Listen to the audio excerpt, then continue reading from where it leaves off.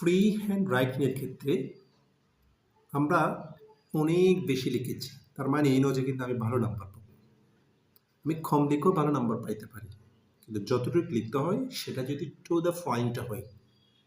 এখানে ভালো নাম্বার পাওয়ার সবচেয়ে বড় একটা অলংকার হচ্ছে লেখার গ্রামারের ভ্যারিয়েশন, ওয়ার্ড ইউজ করা ছাড়াও।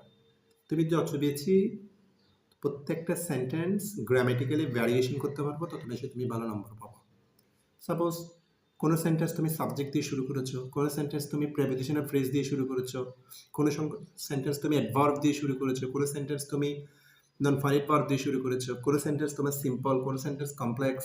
এভাবে যে গ্রামারের যে ভ্যারিয়েশন করবা তোমার লেখার মধ্যে, সবগুলো কিন্তু একই গ্রামার না, একই সেন্টেন্স না।